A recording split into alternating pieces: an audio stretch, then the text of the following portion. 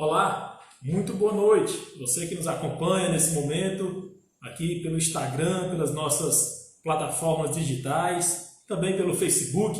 Sejam bem-vindos a mais uma conversa afiada aqui em nossas plataformas digitais, né? Hoje é segunda-feira, dia 25 de maio de 2020, 19 horas pontualmente, aqui na cidade de Picos. Estamos aqui a postos para mais uma conversa afiada, mais um papo descontraído sobre um tema relevante em nossa vida, em meio a essa pandemia, em meio a esse momento muito difícil que o Brasil e que o mundo enfrentam, né? Antes da gente chamar o nosso convidado, daqui a pouco eu vou ler aqui a biografia do nosso convidado de hoje, eu queria um minutinho da atenção de vocês para destacar aqui dois assuntos importantes, né, a título de reflexão, de análise, né, que foi o primeiro deles foi aquela reunião, a fatídica reunião do presidente Bolsonaro e também os seus ministros, né, a famosa reunião ministerial ocorrida no mês passado, no dia 22 de abril,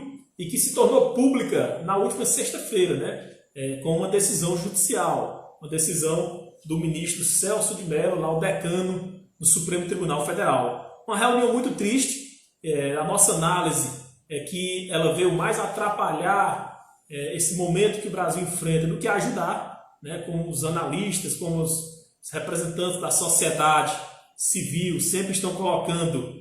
Falou-se muito pouco do coronavírus, das medidas do governo para enfrentar esse caos, esse grande vírus que assola o mundo, e tratou-se ali de temas preocupantes, temas realmente preocupantes, como, por exemplo, a questão do ministro da Educação afrontando o Supremo Tribunal Federal, né, dizendo que começava a prender ali em Brasília, começava a prender os ministros do Supremo Tribunal Federal. Muito lamentável, né? Nós nos manifestamos aqui em nossas redes sociais e aqui em nossa conversa afiada a gente pontua isso aqui, porque é um dado triste, né? É um dado triste aquela fala do ministro da Educação, né, numa reunião ministerial, como também a fala do ministro do Meio Ambiente.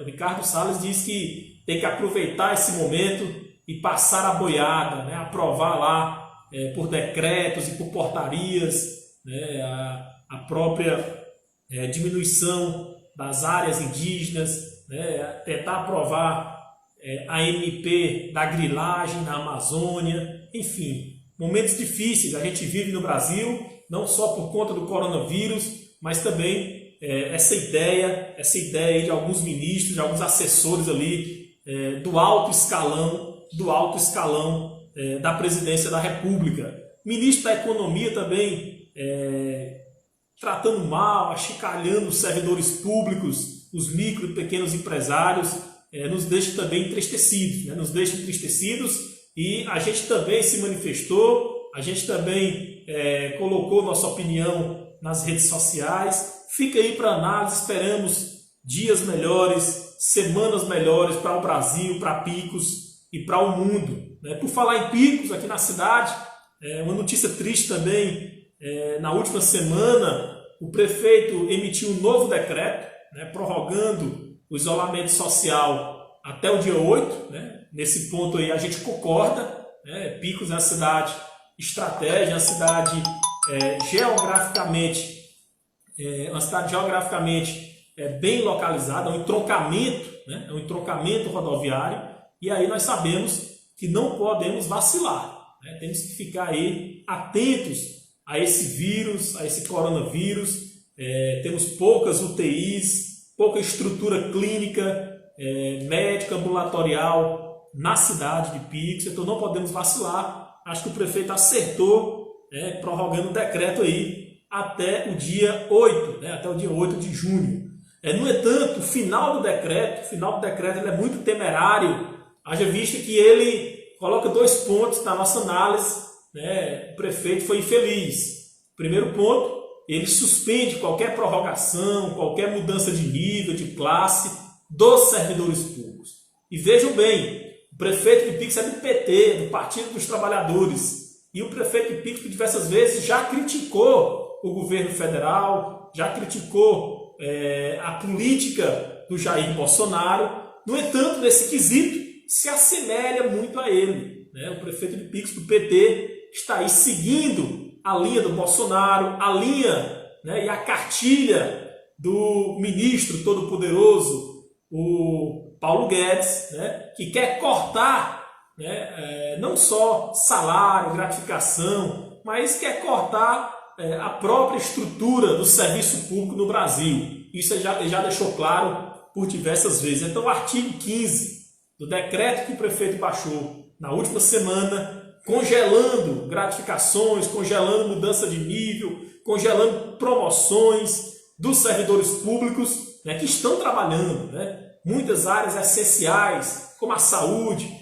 a educação está parada, mas poderia estar funcionando, mesmo de forma remota, de forma virtual. Infelizmente não está aqui na cidade de Picos. Então, são essas nossas ponderações, tanto a nível nacional, a nossa manifestação aqui de tristeza, né, pela divulgação daquele áudio, daquele vídeo da reunião, e também aqui em Picos, onde o prefeito segue a cartilha, segue a linha do presidente Bolsonaro e do ministro Paulo Guedes. Outro detalhe também, o prefeito, nesse mesmo decreto, o prefeito demite, né, encerra os contratos aí de centenas de trabalhadores, professores contratados, merendeiras, vigilantes, alegando que não tem recursos, que pode haver uma ilegalidade se manter esses vínculos. No entanto, o Brasil inteiro está mantendo, está prorrogando os contratos temporários, né? Não é Picos, não é uma exceção, o Brasil inteiro está fazendo isso. O próprio governo do estado, eu via hoje, questão da UESP, o governo do estado, informando que vai renovar com os terceirizados, né? E por que em Picos não dá essa chance aí para pessoas que precisam tanto, que necessitam tanto do emprego, de um vínculo ali no município? Lamentavelmente, o prefeito encerrou os contratos, né? E retroagindo ao dia 1º de maio. Ou seja, agora, dia 30, né, muitos já fizeram compromisso, já fizeram compras a prazo, esperando esse pagamento do dia 30. Não teremos, né? São milhões de reais aí, se você somar o pagamento de todas essas pessoas, todos esses prestadores de serviços, pessoas honradas, pessoas que merecem, né, o seu salário, porque já colaboraram muito com o município e estamos em um momento excepcional. Essas pessoas não estão prestando serviço, não é porque elas não querem, é devido ao momento ou até mesmo a falta de estrutura da Secretaria de Educação de Picos, que poderia estar disponibilizando aulas pela internet, poderia estar imprimindo materiais didáticos e entregando aos professores para eles passarem às famílias. Hoje todo mundo tem um computador, tem um celular conectado à internet, a grande maioria das pessoas, mas infelizmente a educação pública de Picos ainda não avançou, né? Não avançou nesse quesito. Teresina dando show, Oeiras, o IDEB de Oeiras lá em cima, estão com aulas remotas já há várias semanas. Santa Cruz do Piauí, nossa vizinha Santa Cruz do Piauí, vai iniciar as aulas remotas nas próximas semanas, se eu não me engano, na próxima semana, dia 1º de junho. E Picos, pelo contrário, demite, coloca para fora os professores, os prestadores de serviços, os vigilantes, as merendeiras, né, os secretários de escola, que, como eu disse, poderiam estar produzindo material, poderiam estar enviando pela internet atividades para as famílias, para as crianças, para ocupar o tempo e para não perder o ano letivo. Infelizmente, o prefeito tomou aí essas duas decisões dentro do decreto que prorroga o isolamento social, e nós deixamos aqui o nosso repúdio, deixamos aqui a nossa mensagem com todo respeito, mas a democracia é isso. Alguns concordam, outros discordam, e nós não podemos ficar em cima do muro. Já dizia o Martin Luther King, né? O que preocupa é o silêncio dos bons, né? Então a gente não pode silenciar em momentos difíceis como esse, a gente não pode silenciar em momentos de crise como esse. Estamos aqui debatendo em redes sociais, analisando esse meteoro aí da política nacional, que é o governo Bolsonaro, e também esses pontos aqui do município de Picos, que nós achamos realmente preocupantes, temerários e que vão realmente prejudicar a nossa cidade. Os vereadores, acho que por unanimidade, reprovaram a atitude do prefeito, estão se mobilizando. Eu acredito que deve ter alguma mudança com relação a isso nos próximos dias. Esperamos, né? Esperamos, porque Picos está recebendo recursos do governo federal, a verba do Fundeb não diminuiu, né? Vai chegar, está chegando, já chegou, vai continuar chegando nos cofres do município, né? O município, embora com perda, mas continua arrecadando e dá para pagar o salário desses profissionais que foram demitidos, né? É a nossa humilde opinião.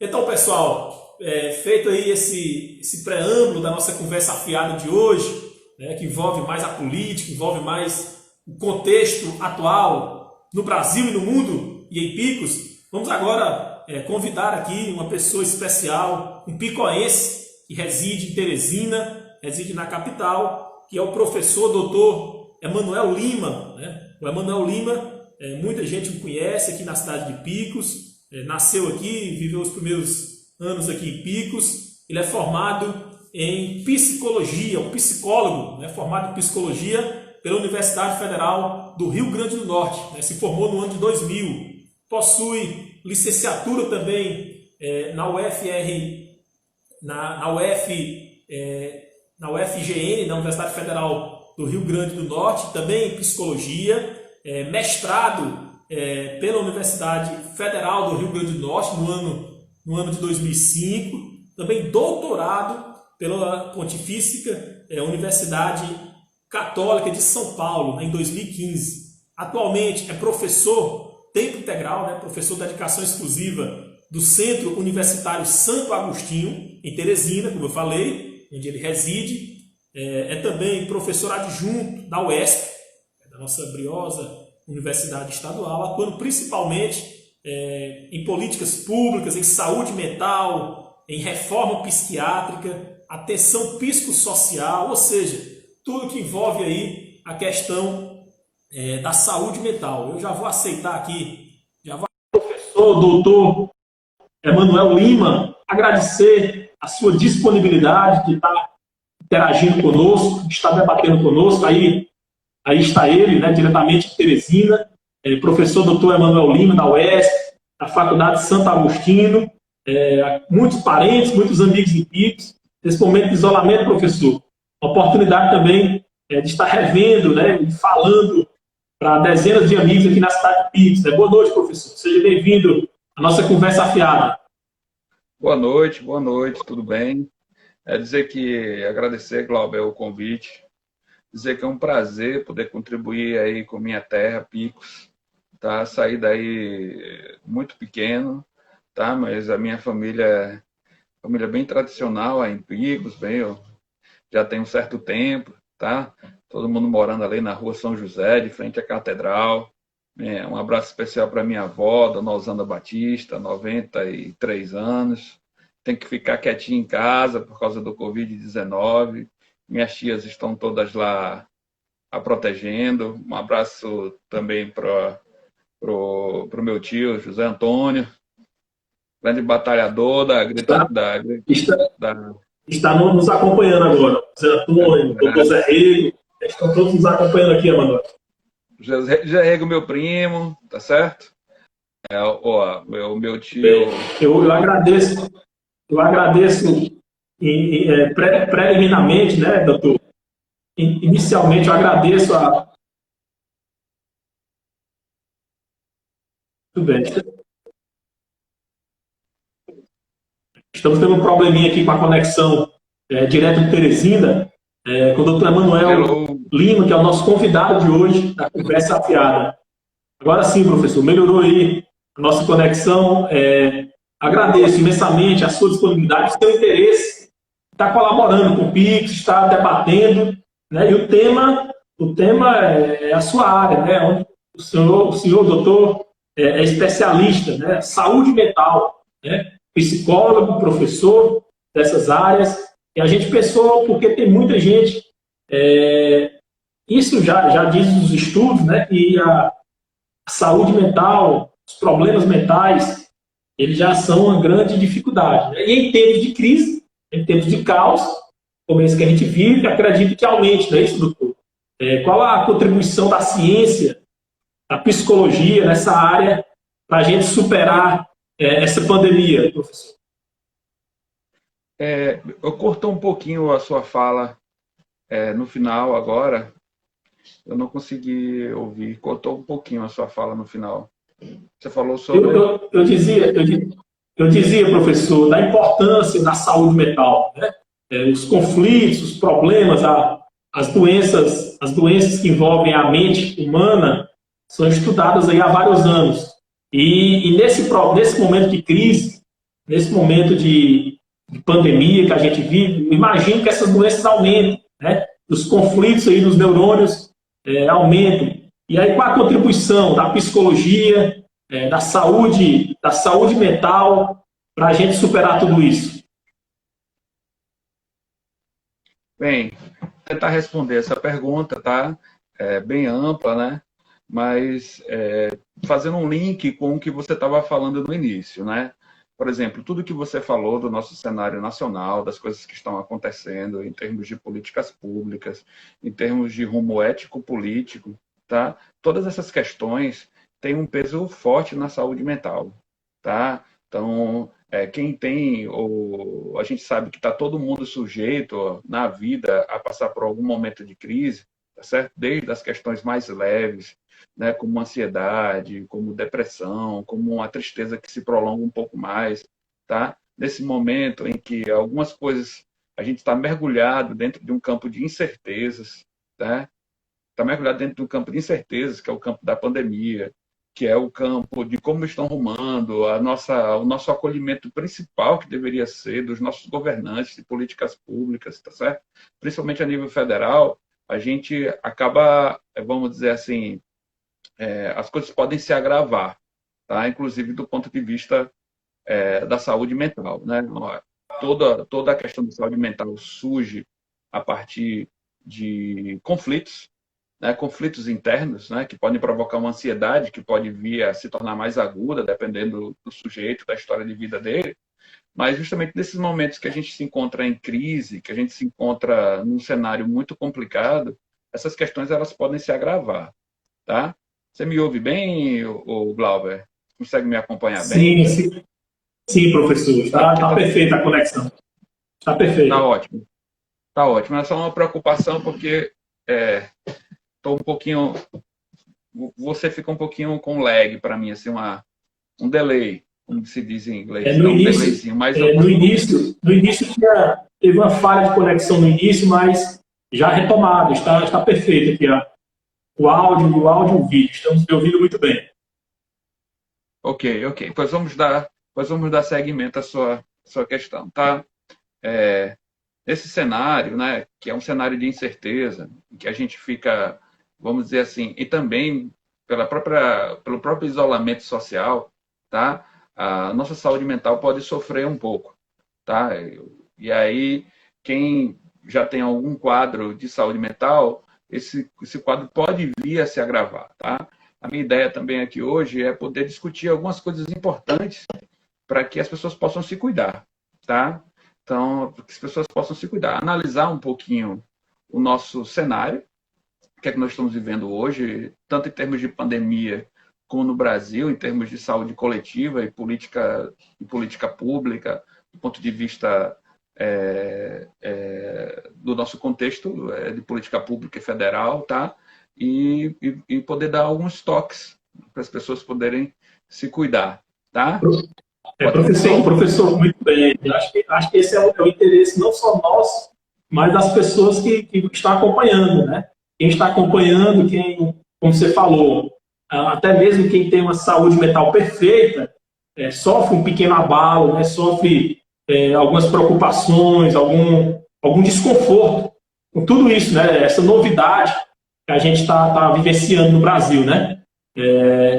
com esse isolamento social decorrer aí do coronavírus. Mas eu queria, professor, lhe perguntar, você falou aí que algumas pessoas já possuem essa doença. Isso é fato, né? É fato. O índice percentual, a gente sabe que tem avançado, né? Os estudos aí da psiquiatria, dos estudiosos, da ciência que estuda a natureza e da mente do homem, em termos percentuais, teria como a gente enumerar, né, algum estudo nesse sentido? Porque muita gente fala de uma família numerosa ali, mais da metade tem algum problema, tem algum desvio ali. É difícil essa quantificação, professor? Não, não é difícil, tá? Mas aí eu queria convidar vocês aqui, todos aqui da live, né, para poder entender melhor o que é que seria o campo da saúde mental, tá? Uma coisa muito importante que a gente precisa discutir é que quando a gente fala de saúde mental, as pessoas se conectam muito com aquela ideia do transtorno mental persistente e severo, daquela ideia da figura do louco, do irrecuperável, tá? De alguém que tem aquela que tem um quadro mais difícil, que pode ter alucinação, que pode ouvir vozes, né? Então a gente se conecta muito quando a gente fala isso, a gente se conecta muito com isso, tá? Mas Com o extremo, né? A gente já vai logo para o extremo, né? com o extremo e também se acompanha disso muito estigma, certo, Glauber? Se acompanha muito estigma. Então, por exemplo, isso leva coisas da seguinte forma, tá? Como as pessoas, quando vão falar de saúde mental, e quando o assunto é saúde mental, as pessoas, quando estão em sofrimento, elas escondem, tá? Elas sofrem sozinhas, tá certo? Elas têm medo de ser julgadas, né? E aí, quando a gente pensa não só a questão da loucura ou do louco, a gente passa a se aproximar deles, no sentido da gente poder pensar de que todos nós, em algum momento da vida, passamos por pressões, passamos por momentos de crise. Então, quando a gente pensa a noção de existência, sofrimento, de que em algum momento da vida a gente vai passar por uma existência, por momentos de sofrimento, por, por, pela vida, algumas vezes ela nos encurrala, né? Nos coloca conflitos muito fortes, tá? E dependendo do sujeito, dos cuidados que ele tenha, do acolhimento que ele tenha na comunidade, da ajuda que ele tenha da família e da ajuda que ele tenha profissional, se isso não chegar, esse caso pode se agudizar, tendo em vista de que as pessoas têm um preconceito e um estigma muito grande de discutir saúde mental, e aí só procuram ajuda, psicólogo, psiquiatra, assistente social e até um amigo para poder desabafar, conversar, quando o quadro está muito agudo. Tá? Então, para você ter uma ideia, Glauber, o preconceito é tão grande, por exemplo, tá? E que as pessoas não assumem, por exemplo, que em algum momento da vida chegou a utilizar de medicações psicotrópicas, os famosos tarja preta, né, que no linguajar popular as pessoas chamam de remédio controlado, né? Ou seja, nós estamos falando de antidepressivos, benzodiazepínicos, e para você ter uma ideia, Glauber, o consumo dessas medicações em sociedade é altíssimo, tá? É muito alto. Para você ter uma ideia, estudos apontam que consumo de medicamentos dessa natureza sejam a ser 40% a 50% do faturamento de farmácias. Certo? Então, há então, professor, então aquela pergunta que eu fiz da quantificação dos números pode ser respondida aí pelo uso dos medicamentos, né, dos fármacos, né? Pode ser respondido por isso, né? E eu também posso trazer mais informações importantes, tá? Por exemplo, o estigma vai ter efeito, o estigma da saúde mental, tá? Tem efeitos quando se cruzam com noções de gênero. Por exemplo, os homens muito mais, infinitamente mais alto em relação às mulheres no que tange ao suicídio. É muito alto. Por quê? Porque homem sofre sozinho, homem não quer compartilhar, certo? certo? Chega a ser 70% a 80% entre os suicídios no Brasil são de homens, é do sexo masculino. Tendo em vista o quê? Porque o homem morre travado, o homem morre calado, não fala, não expressa, tá?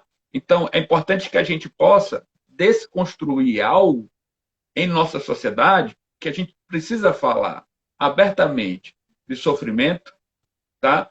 E aí não é qualquer sofrimento, é o sofrimento mental, tá? E sofrimento mental, todos aqui, todos, né, estamos sujeitos a, em algum momento na vida, passar por uma crise, por momentos de crise. E dependendo do momento que você se encontra na vida, de sua estrutura de personalidade, isso pode ficar mais agudo e algum quadro mais grave se desenhar. Tá? Então, é preciso que a gente desconstrua esses estigmas. Quando você estava falando aí no início, eu queria abrir aqui o escopo para outro assunto, né? Tudo aquilo que você estava citando aí, tá? Tudo aquilo que você estava citando, da reunião de sexta-feira, de tudo aquilo que passou, de tudo aquilo que aconteceu na sexta-feira, né? Uma coisa precisa ficar clara nisso tudo, e você utilizou uma expressão aí forte, que foi assim, eu tenho a falar sobre isso com muita tristeza, né? Todo esse quadro, né, produz na gente um quadro de tristeza. Todo esse quadro pode provocar na gente um quadro de angústia, de incerteza. Além de nós termos a incerteza do, além de nós termos a incerteza em relação à pandemia, vamos ter incerteza em relação ao futuro de como vai ficar nossas vidas do ponto de vista material, de como pode ficar nossa. Você estava falando de pessoas que acabaram de ser perdendo seu emprego. Demitidas, né? Hã? Você acabou de falar isso. Mais próximo a 1.000 pessoas aqui em Pix, né? Algo aí entre 1.000 e 1.200 pessoas, estimativa, que foram demitidas, né? Demitidas pelo prefeito semana passada. Exatamente. Então você tem esse cenário difícil que pode provocar quadros complicados, né? E como a gente não está em sociedade aberto a acolher, isso complica, tá? E aí, ainda mais no que nós estamos vivendo agora em termos de política pública. Eu estou fazendo uma pesquisa, inclusive sobre isso, sobre as últimas portarias que foram lançadas pelo governo federal a partir de 2017, incluindo o governo Temer, o desmonte com o PEC do teto e coisas desse tipo, tá certo? Para várias políticas públicas, atingiu também a saúde mental. E de um modo assim muito contundente, né? Acho que vocês devem ter aí picos, né? Eu sei que vocês têm aí o CAPS-AD, né? Na região também tem outros CAPS, tá? Que são dispositivos da atenção psicossocial. Esses dispositivos sofreram, além de estarem há muito tempo com seus repasses congelados, né? Em termos de a quantidade de recursos que vai ser repassado, está congelada há muito tempo, muitos desses recursos foram cortados, inclusive os recursos de custeio, que ajudam a manter o cotidiano do CAPS no dia a dia. Né? Então, cortes muito fortes em saúde mental foram feitos nos últimos 4 anos. Né? Então, isso, vamos dizer assim, agrava mais o caso, agrava mais ainda as pessoas. Hoje, esse ministro, será que a gente pode chamar assim, né? Um ministro substituto, né? Que não tem formação técnica para a área, né? Cortou recursos da EAP, tá certo? Que são equipes de saúde mental, né? De incentivo para equipes de saúde mental que cuidavam de pessoas que têm transtorno mental e estavam, vamos dizer assim, que cometeram algum crime, que estavam como população prisional, tá? Que são atividades de atenção psicossocial que pensam em reinserção de pessoas. Né? E numa canetada hoje, né, aproveitando o cenário de Covid, se passou mais essa portaria para cortar recursos de saúde mental. Né? Pessoas, trabalhadores que estavam aí se esforçando para... Inclusive, professor, em áreas de risco, né, em presídios, né, em casas de albergados, né, casas de custódias, né, e são ali tremendos locais de risco de contaminação, né, não só do coronavírus, mas de outras doenças. Aqui o Piauí mesmo, não sei se você viu a notícia, né, em Altos, né, na cadeia PUCA, a nova cadeia PUCA de Altos, está contaminada lá com uma doença grave, esqueci o nome da doença, mas que já tem quase 50 presos contaminados, né? E a saúde, vocês sabem o que fazer, a Secretaria de Justiça também desamparada para resolver esse problema lá em Altos. E aí você dá uma notícia muito triste, muito preocupante. Pessoas que trabalham com detentos, né, com presidiários, apenados, pessoas que estão pagando alguma pena, mas que têm um distúrbio, né, e tinha uma monitoria, tinha um suporte do governo, e esse recurso é cancelado, né? Mais um corte aí, mais um corte aí dentro dessa pandemia, né? Mais um corte que ajuda a gente a cuidar menos, né? E aos quadros ficarem cada vez mais graves, né? E também na questão da pessoa que tem transtorno mental e cometeu crime, a pessoa comete um crime frívolo e por ter o estigma de ser uma pessoa louca, né? Às vezes comete um crime, você como advogado, você sabe, né? A pessoa comete um crime frívolo de lesão corporal leve, né? Lesão corporal leve, né? E acaba pegando por ser louco e pelo estigma, ficando a vida toda dentro de um manicômio judiciário, tá? A partir da medida de segurança, que pode ser renovada de 3 em 3 anos. Que quem pegou uma dessa foi o famoso Adélio Bispo. O famoso Adélio Bispo que deu a história da facada, que eu não sei se existe, no Bolsonaro, né? Então, às vezes você comete um crime frívolo e vai ficando a vida toda. Pra você ter uma ideia, tem casos de pessoas dentro do manicômio judiciário que passaram 24 anos dentro do manicômio judiciário por ter jogado uma pedra em alguém. Então, é para essas pessoas que esse recurso cuidava. Professor, você falou na questão do Adélio, né? E aí a gente se remete a outra, né? Que é a denúncia que estão se montando, né? Que a Procuradoria da República está coletando provas para tentar formular da interferência do presidente Bolsonaro na Polícia Federal. E a montagem do quebra-cabeça, né? Essa questão do Adélio Bispo, da facada que, lamentavelmente, o presidente levou lá na campanha de 2018, lá em Minas Gerais, né? Juiz de Fora, se eu não me engano, né? Acho que foi em Juiz de Fora que ele levou a facada. Ele cobrava lá insistidamente a Polícia Federal que outro relatório, um relatório diferente do que foi apresentado, e agora saiu o terceiro relatório que constata que o criminoso lá, que o infrator da lei, tem distúrbio mental, né? Tem problema mental. E eu fico pensando aqui, pela sua informação, já que o governo, infelizmente, ele trata muitas coisas de forma ideológica, né? De forma pessoal, né? Ele esquece lá o princípio da impessoalidade e tal. Será que não tem a ver esse corte aí do recurso para as pessoas com transtorno mental com o caso do Adélio, né? O caso da facada, né? Glauber, quando eu vi a portaria, imediatamente eu me lembrei do caso, tá? Quando eu vi a portaria, imediatamente eu me lembrei do caso, né? Na verdade, a pior coisa possível, vamos dizer assim, em termos acho que em termos penais, aconteceu com o Adélio, tá? Por quê? Porque o Adélio, ele sendo qualificado como pessoa com um transtorno mental, né, persistente, severo, grave, né, ele não entra no Código Penal, ele vai pegar uma medida de segurança, tá? E a medida de segurança, ela é avaliada por um psiquiatra, tá? Que vai dar um laudo, né? E esse laudo ele prescreve um tempo que ele tem que ficar recluso, que varia de 1 a 3 anos, tá? Acontece que a nossa lei, ela deixa uma brecha, né? Que essa medida de segurança, ela pode ser renovada infinitamente. Entende? Então, ao final, o psiquiatra, junto com o juiz, disseram assim, você vai ficar 3 anos recluso para tratamento, vai ficar 3 anos recluso para tratamento. Ao final desses 3 anos, você vai passar por uma nova avaliação para ver se terá a cessação de liberdade, tá? E o laudo de cessação de liberdade. Quando chega ao final desse período de 3 anos, o psiquiatra, ele analisa o caso, E o que acontece na prática, geralmente, é renovar a medida de segurança, e essa medida de segurança pode ser renovada infinitamente.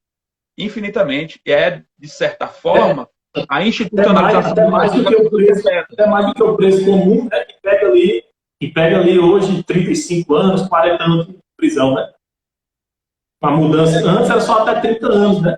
Teve uma mudança agora recente que aumenta aí, mas um caso desse tratamento de saúde, né, pode até ser maior, como você colocou, né? Não, e aí você pensa junto comigo, né?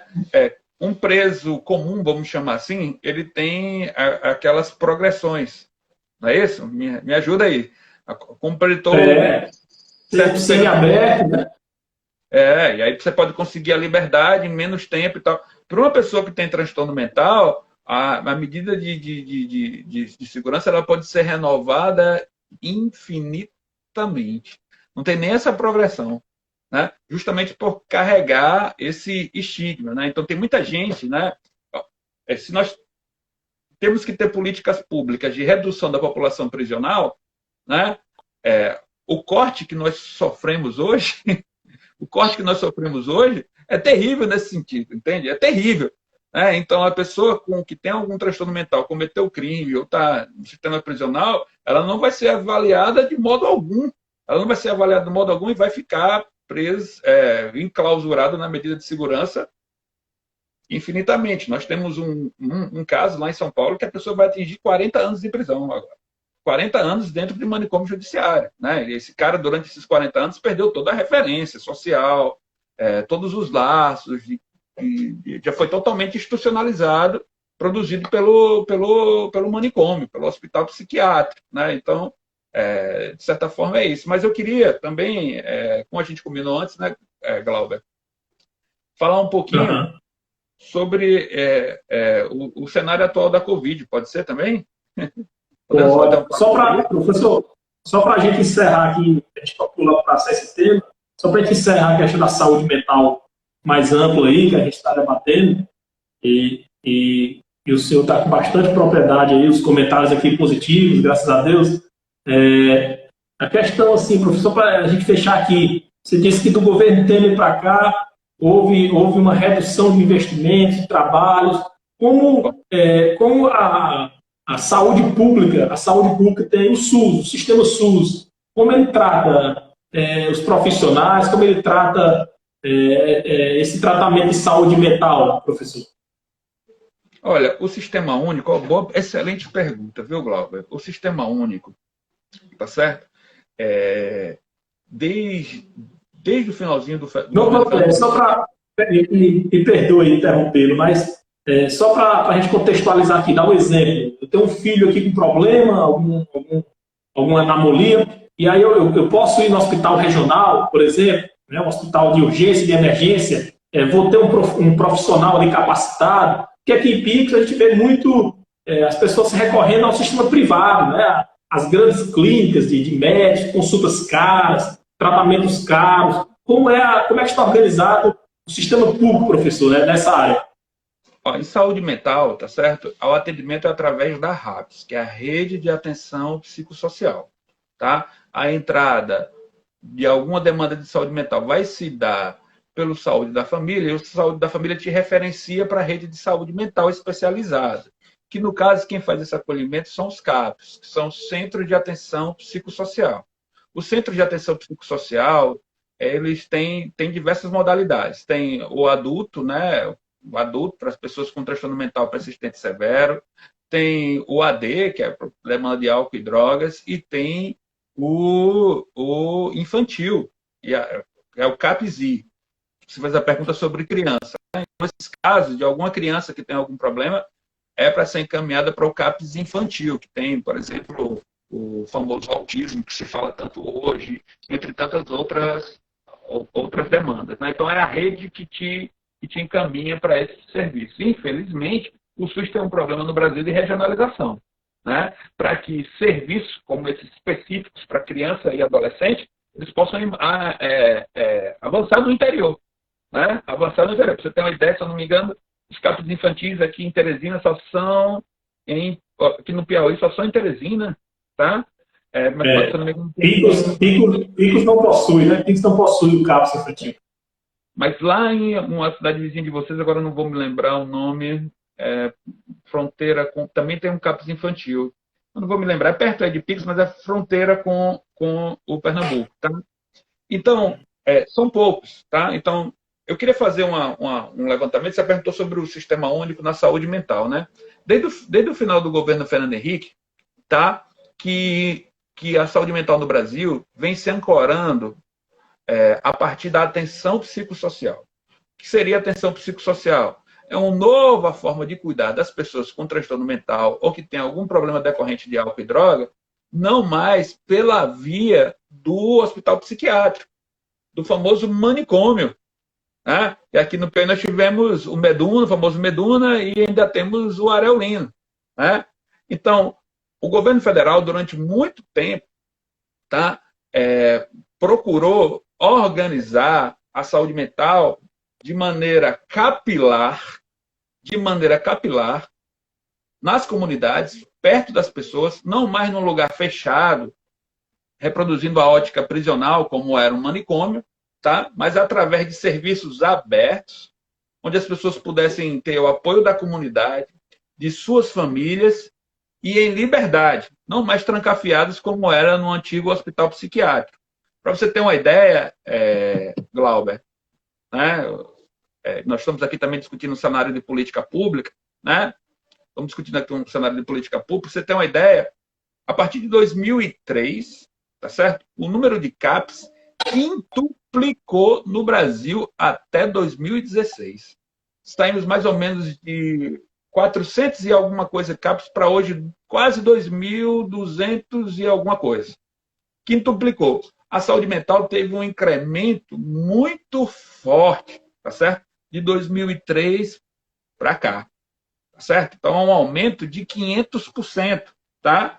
E as pessoas puderam ser mais cuidadas, vamos dizer assim, serem cuidadas nas suas casas, serem cuidadas na sua comunidade, poder buscar o seu medicamento lá no CAPS, poder participar dos grupos lá no CAPS. Tá? Para você ter uma ideia, quando eu fiz o doutorado em saúde mental do Piauí, você tem ideia, nós saímos aqui de 0 CAPS no início de 2003, mais ou menos, para mais de 54 em 2015. Né? Então, nós tivemos um incremento da atenção à saúde mental no Brasil, em especial no Piauí. O Piauí chegou a figurar como um dos estados que mais investia na atenção psicossocial a partir da implantação de CAPs em vários municípios, tá certo? O primeiro município do Piauí que recebeu CAPs foi o município de Uruçuí, tá? Depois, inclusive antes mesmo de Teresina, depois foram pululando ao longo do estado, de Parnaíba a Gilboés, tá? Então foram crescendo muito, e aí os municípios têm que buscar habilitação, né? Tem que buscar habilitação no Ministério, em Brasília, né? Os municípios, né, têm que buscar essa habilitação. O Ministério entra com 50% dos recursos, tá? E começa a investir nesses serviços, tá? O problema é que a gente começou a levar vários cortes a partir da assunção do governo Temer ao governo federal, onde, né, essa pauta extremamente liberal, né, extremamente ultraliberal, né, de desinvestimento público, né, acabou trazendo problemas sérios. E outras coisas, viu, que é muito importante. Dentro do cenário da saúde mental, começar a meter a colher empresários da área psiquiátrica ligadas a comunidades terapêuticas, que são aquelas fazendas de recuperação, tá? Para as pessoas que têm privadas, algum problema com álcool e droga, né? Algum problema com álcool, dificuldade decorrente do uso de álcool e droga. E o Conselho Federal de Psicologia, há muito tempo, denuncia que essas instituições se configuram como novos manicômios. E denúncias de vilipêndios de direitos humanos, de problemas de saúde, tá? de problemas de saúde pululam nessas instituições. Tá? Então, por exemplo, o governo federal, a partir do governo Temer, e continuou de maneira muito contundente, a partir do governo Bolsonaro, a tirar dinheiro da atenção psicossocial, a tirar recursos da atenção psicossocial e levar esses recursos através de um monte de canetada para as comunidades terapêuticas, aonde que é um espaço o quê? Fechado, longe da comunidade, se perde todos os vínculos e lá dentro se faz o que quiser sem ter nenhuma supervisão. Recebe dinheiro público federal, recurso federal, e geralmente esse público não quer de maneira nenhuma receber uma equipe de saúde lá dentro. Tá? Então você imagine como essas pessoas estão caso a Covid-19 chegue dentro de uma comunidade terapêutica dessa, cheia de pessoas, cheia de gente. Né? Então, nós estamos vivendo um momento assim, extremamente preocupante no que tange a atenção à saúde mental e atender esses interesses desses empresários ligados à recuperação de pessoas ligados à questão de álcool e drogas. Tá? Tudo porque tem gente que vai ficar rico, mina de dinheiro e mina de dinheiro público, viu? E sem cuidar das pessoas. Os casos em manicômios só agravarem, só piorarem. Então, eu agradeço o espaço também, Glauber, para poder fazer essa denúncia, né? Porque nós estamos nesse rumo desde 2016 de desinvestimento muito forte na atenção psicossocial. Muito bem. Professor, são muitos comentários aqui, algumas perguntas, espero poder aqui fazer todas, mas o professor Edivan Souza, estudioso, professor da Faculdade RSA, aqui em Picos, ele coloca assim a pergunta: gostaria de saber como proceder com um paciente que não pode ser libertado, pois é extremamente violento, e a família o mantém em um quarto com grades, aprisionado ali em casa com grades, com correntes, e aí o desespero da família e a pergunta aqui do professor, que é um estudioso também da saúde pública. Boa pergunta, tá certo? Glauber e Edivana, é isso? Na reforma psiquiátrica, tá certo? Na atenção psicossocial, estão cheios de casos que eram extremamente graves, que as pessoas passavam por problemas dessa natureza que parecem irrecuperáveis, mas quando atendidos por uma equipe de atenção psicossocial, que é uma equipe interdisciplinar, esses casos, eles mostram o contrário do que você via ele antes. Tá? Então é preciso, vamos dizer assim, dependendo de onde seja, que o professor Edivan esteja falando, né? Pode ser que o lugar esteja descoberto de política pública. Hoje, pessoal, para vocês terem uma ideia, muitas medicações rebaixam muitos sintomas. Tá? A equipe psicossocial formada por psicólogo, assistente social, terapeutas ocupacionais conseguem fazer um trabalho fantástico de visita e de resgate dessas pessoas. Tá? Então, hoje, tem pessoas, eu conheço, da minha prática de pesquisa de trabalhador de saúde mental, pessoas que você via que não tinha recuperação alguma, mas que com a tecnologia adequada, com o uso de medicamento adequado, psiquiatra acompanhando, inserção psicossocial, escuta, inserção na comunidade, são casos que você pensa que não daria e dá o super certo. Por exemplo, aqui em Teresina eu conheço vários casos de pessoas, inclusive, que cometeram crime e conseguiram resgatar sua vida, conseguiram cuidadas na frequência. Então, na verdade, o caso fica grave assim, professor Edivan, por falta de acesso e falta de cuidado em saúde mental, falta de tecnologia em saúde mental. Com certeza, essa família que faz isso está cometendo um crime também, né, que é cárcere privado, né? A família que está fazendo isso não está tendo acesso à tecnologia apropriada de saúde mental. É um caso não recomendado, né? Não pode fazer isso, né, professor? Isso é o contrário do que a ciência prevê, né? Exatamente. Se você, por exemplo, no caso, vamos pegar aqui, vou dar um exemplo aqui. No caso, tinha que ir nessa casa aí uma equipe interdisciplinar de saúde mental, fazer uma visita domiciliar, tá certo? Fazer consulta psiquiátrica para ver qual é o processo, qual a medicação adequada para esse sujeito, tá?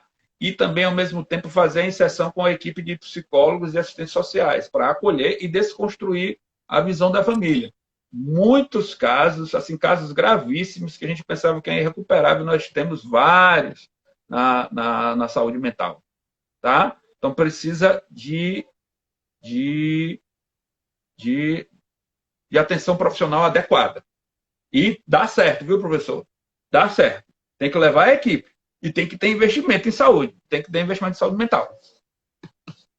Muito bem, professor. Vamos passar agora para o coronavírus, para as dicas aí e acumulado que você tem aí na sua experiência acumulada, professor, mestre, doutor, né, na área de saúde pública, saúde mental, professor em Teresina, né, mas picoense de coração, né, de nascimento, né? Quais as dicas aí para a gente controlar a nossa ansiedade, controlar aí a nossa mente, né? A nossa mente literalmente nesse momento, professor. Olha, primeira coisa, né? Primeira coisa é fortalecer os laços familiares, tá? Se você está em isolamento e em casa, tá certo? É importante que você, com a sua família, possa fortalecer esses laços, possa estar sempre junto, possa estar sempre com essas pessoas, tá? Compartilhando afetos, fazendo coisas juntos. Aqui em casa a gente faz atividade física junto, né? Ensino as tarefas das minhas filhas, tá? Sempre procuro bater papo aqui com minha esposa, com minha mãe, que está comigo nesse momento, que também é picoense, tá certo? Dona Maria da Paz, também é picoense, a gente eu morei nos anos 70 ali na rua São José, tá? Também. Então, sempre bater um papo, sempre estar junto. Uma outra coisa que é muito importante é que nós temos hoje dispositivos que provocam muito medo e ansiedade, tá? Que é a fake news que chega através do celular. Certo? Quando a gente são muitos, né? A gente imaginava que as fake news era só mais em momentos políticos, né? Momentos eleitorais, mas não. Até num momento complicado como esse, num momento difícil como é o coronavírus, a gente vê, infelizmente, as fake news aí se disseminando, né? Sim, sim. Então, informações erradas, tá certo? Informações erradas, inclusive o debate sobre a cloroquina, hidroxicloroquina, a ciência tem mostrado, saiu um estudo com 96 mil pessoas, que a ciência tem demonstrado a partir de vários estudos que agrava os casos, né, e pode até levar à morte, tá? Então, chegam mensagens das mais diversas naturezas através... Então, acho que precisa ficar claro uma coisa, certo, Glauber? Os meios de comunicação, eles não têm mais editorial. Não passam mais por um crivo, certo? Não passa mais por um crivo. Então, qualquer pessoa pode fazer a maior sandice possível, escrever a coisa mais absurda possível e enviar pelo celular. Tá? Já recebi, toma suco de limão, né? Pega sol assim, assim, assado, toma vitamina disso, toma vitamina daquilo, faz aquilo outro, toma remédio tal, são coisas importantes, né? Mas são mensagens complicadas. E mensagens complicadas também. Tem um amigo meu que diz que uma das coisas ruins que a tecnologia, que a comunicação virtual trouxe, né? Deu oportunidade a todo tipo de gente de se expressar, de escrever o que quer e o que não quer. É muito temerário isso. Inclusive decidir uma eleição. Né? Tá aí a CPI das fake news. Tá aí, não é à toa que o WhatsApp ele limitou a quantidade de mensagens que você pode encaminhar. Né? O próprio presidente Bolsonaro ele não precisou ir mais para a TV. Através de rede social, ele dava o seu recado. Né? Então, uma série de uma tecnologia e que vão passando questões errôneas. Por exemplo, presidente, e articulando tudo agora, tá? Tecnologia, saúde mental e grupo vulnerável, tá certo? Por exemplo, toda essa ideia que foi passada através de redes sociais sobre ideologia de gênero, que a gente não tem que discutir gênero, que isso não tem nada a ver, que é uma bobagem. Não é bobagem. Nunca foi bobagem. Nunca foi bobagem. Pra você ter uma ideia, por exemplo, os homens são os que mais se matam. Os homens são os que mais matam uns aos outros. Dá uma facada, dá um tiro. Homem é quem mais morre. Né? Homem é quem mais morre de doença do aparelho circulatório, consequência da hipertensão e diabetes. Por quê? Por causa de uma questão de gênero, uma colada no machismo, o cara não vai no médico, meu amigo. O cara não vai no médico só nas últimas. Isso se chama machismo. O cara levou o cara foi desafiado, né? A gente fala no interior. O cara foi desafiado, né? Aí, não vou levar o desaforo para casa. Vai lá, tira a vida do outro e também morre. Né? Homem não fala dos seus sentimentos. Isso é tudo questão de gênero. Homem não fala dos seus sentimentos. Quando não fala dos seus sentimentos, não compartilha, morre engasgado, para me fazer entendido aqui.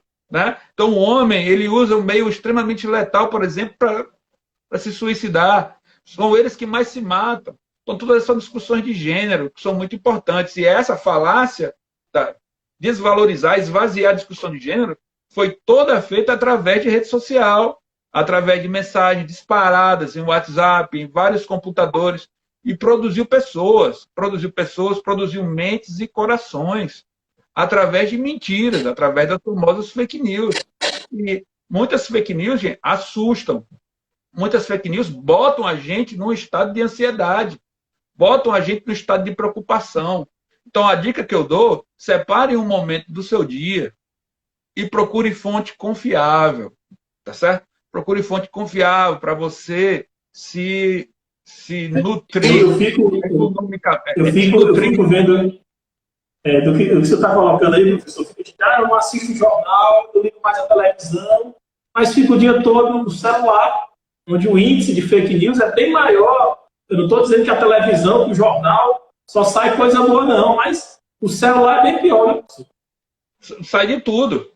Sai de tudo, né? Sai de tudo. Então, se você, ainda mais num país que nós temos um problema seríssimo com educação de qualidade, como é que a pessoa vai poder filtrar aquela informação? Como é que aquela pessoa vai poder entender que aquilo ali é fake, que aquilo ali não é verdade? As pessoas estão... a gente vê casos extremos, né? Parece que as pessoas estão vivendo em um universo paralelo, surreal, acreditando em qualquer coisa. Né? Então, nesse momento de crise do Covid-19, o que é que eu digo? Procure fontes confiáveis, tá certo? Veja quem é que está falando, veja se é alguém de credibilidade no jornalismo, de credibilidade nas redes sociais, tá? Para que você possa realmente se nutrir de informações importantes.